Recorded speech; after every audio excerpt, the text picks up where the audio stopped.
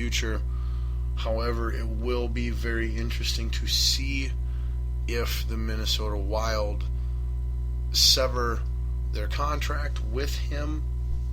And if they do so, then the question would become if they look to hire or promote a new third assistant coach, or if they would just keep the two that they currently have and be like the majority of teams in the NHL who have two assistant coaches as opposed to three.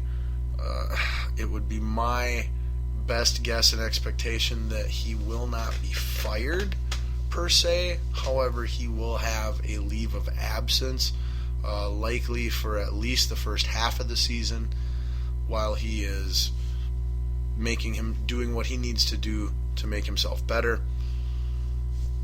And then, like I said, either after that halfway point in the season or after the season, then assuming that, he's still done everything he's needed to do and where he needs to be as someone in a program of recovery, then you can reinstate his employment. However, I don't want to be hypocritical, because I brought this up a little bit when Hulk Hogan was terminated from WWE here about a month or so ago. But anytime you're dealing with people who are having issues, problems, whether it be mental health, emotional health, anything along those lines, physical health, whatever, it's awful to terminate, to lose employment permanently from a place of work for any reason like that. I always prefer to let's try the route of rehabilitation, therapy, whatever along those lines would apply in the situation. And then if and when that doesn't work or proves to be ineffective, then, when we're left with no choice, then we'll obviously end things and move on. But before you end things and move on, for reasons, such as the story we just discussed with Daryl Sider, or Daryl Sider, I'm not sure how you say it. It's probably Sider, who is an assistant coach of the Minnesota Wild hockey team and was arrested after blowing a .30 this past Thursday night while driving his 12-year-old son to a hockey game.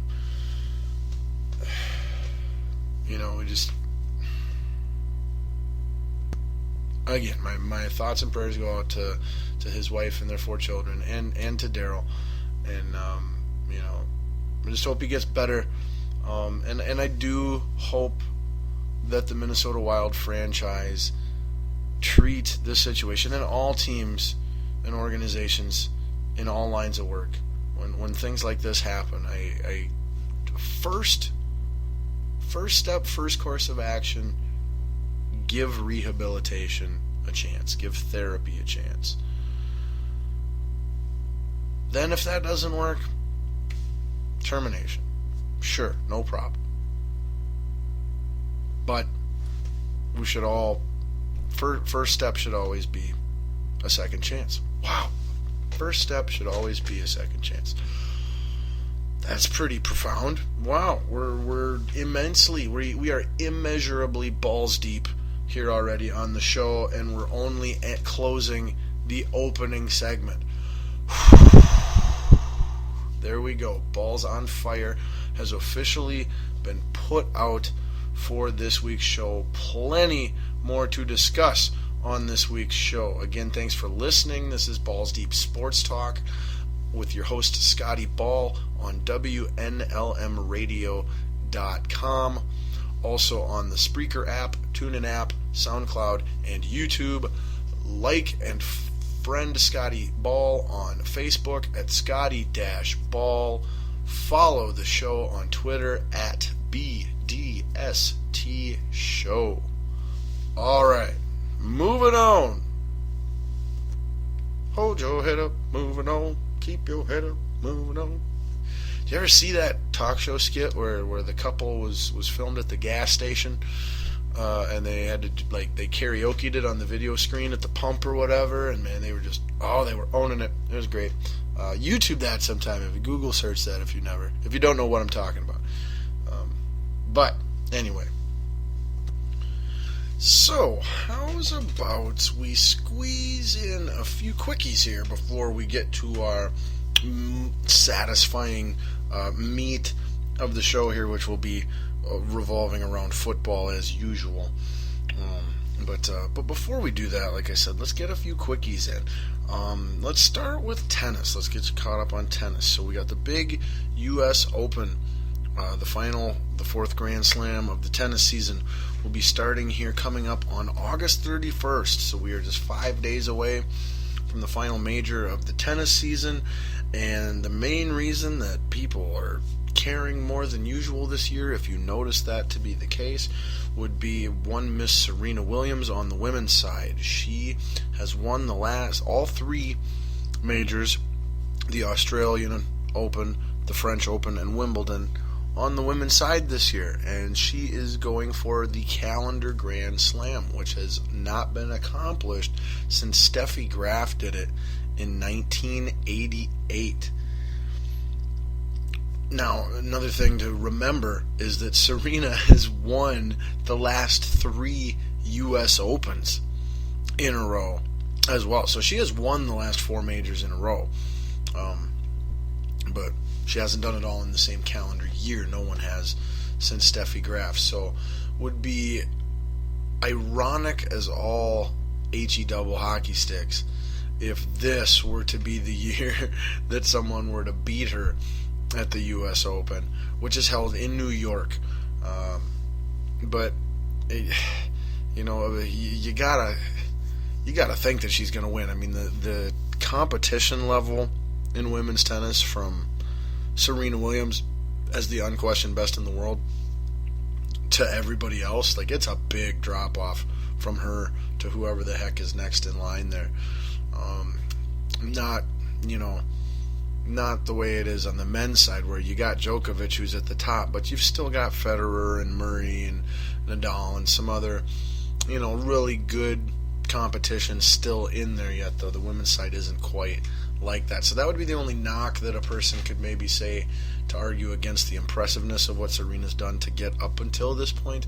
But I would not be one of those people. I think Serena's amazing. I think she's the best female tennis player of all time, and she might be the best female athlete of any kind of all time. That is a great topic and debate that I have actually seen going around Twitter and Facebook and stuff now. So just wonderful that people are taking an interest in voicing an opinion, whatever that opinion may be.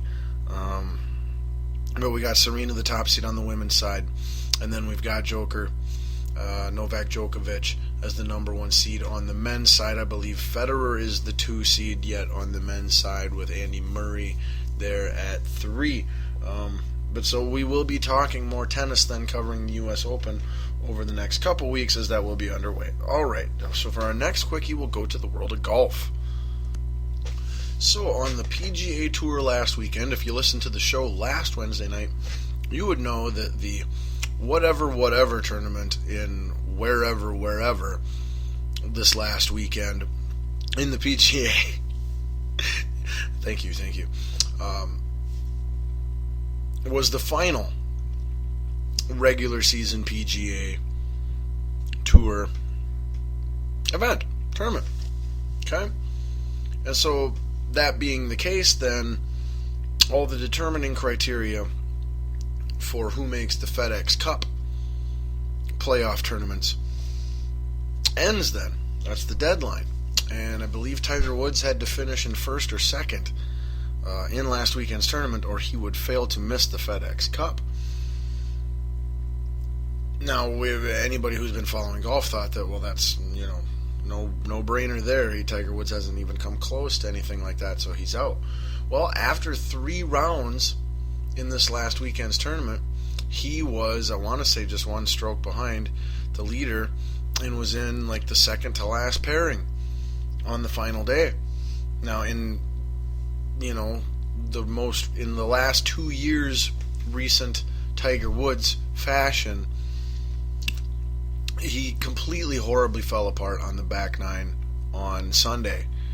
Just every other swing had his hands coming off the club.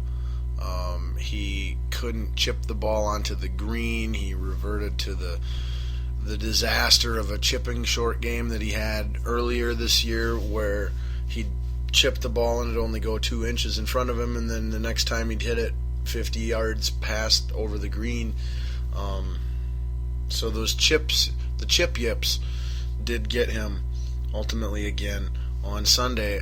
But he did finish tied for 10th, which was his best finish in nearly 2 years. And it has been 2 years since he won his last PGA tournament. So if nothing else, it was very good and beneficial for Tiger, if no one else, to play that many good competitive holes of golf. Because I've been saying for a long time now, that's what Tiger has to do. Tiger Woods has to start over as a full-time golfer trying to climb his way up.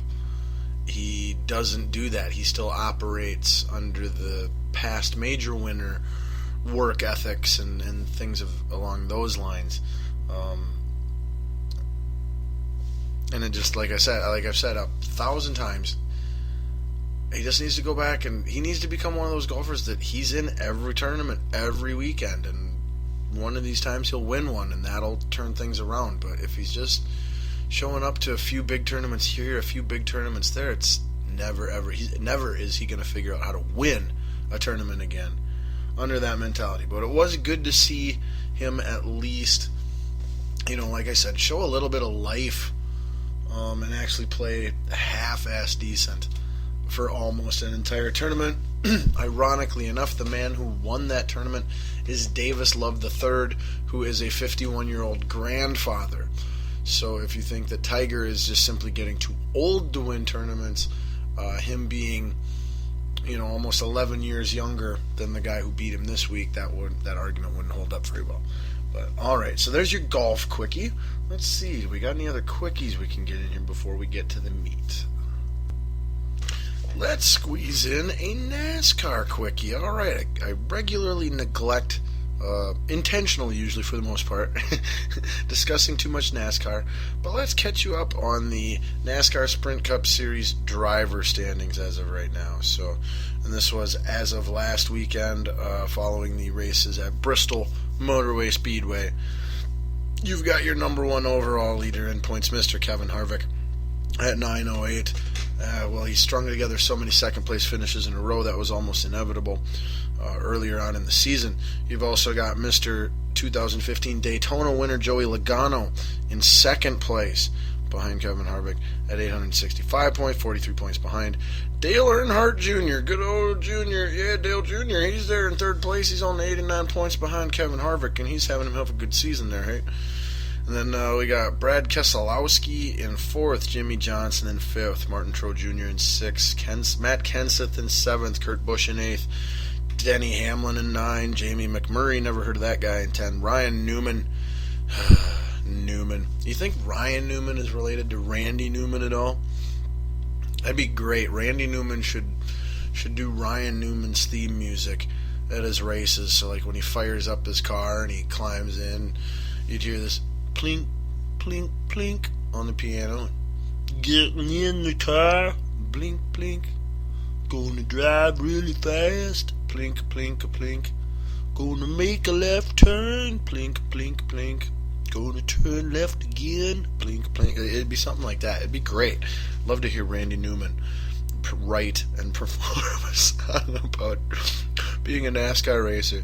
Okay, anyway, then we've got in 12th place on the NASCAR driver standings, we've got Paul Save Big Money at Menards with 674 points, 234 off the pace. And then at 13, we do have a Jeff Gordon sighting in his final full-time season as a race car driver. He is currently in 13th in the driver standings. So good for him. We've also got Carl Edwards at 14, Clint Boyer at 15, Eric Almirola at 16, and Casey Kane at 17. And that's all the farther we're going to go today on the NASCAR Quickie. All right, so yeah, there was a NASCAR Quickie for you. Wow, bet you didn't see that coming. But I try to be full of surprises from time to time. All right, let's see. Let's squeeze in at least one more Quickie here. Okay.